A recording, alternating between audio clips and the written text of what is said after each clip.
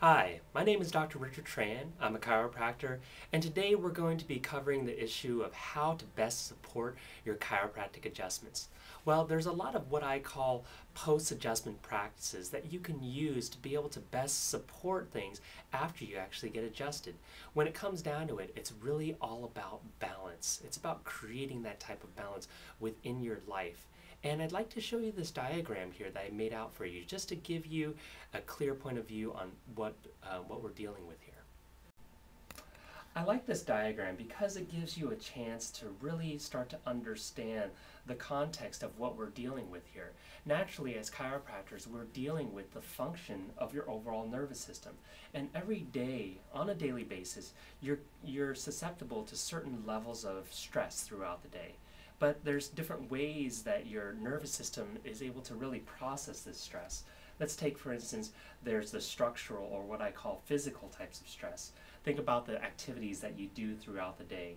Sometimes it's work, your work environment, sometimes it's how you walk or sit or even doing certain activities.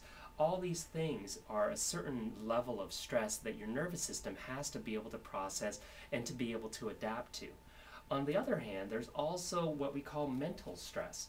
I mean, it's not just the physical things that we go through, but the decisions that we make on a day-to-day basis.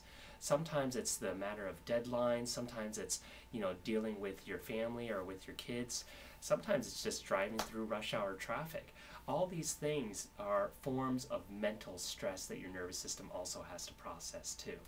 And thirdly, there's also the chemical stress, things that we're exposed to on a daily basis. You can think about this in terms of the foods that you eat, or even things that you're not aware of, like the toxins or the pollutions throughout the environment.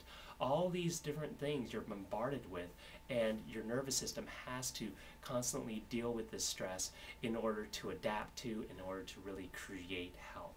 So what are different things that you can do once we're doing our chiropractic adjustments and getting your body to a better state of ease where your nervous system is processing? Well, let's tune into part 2 so that we can cover some specific strategies that you can utilize.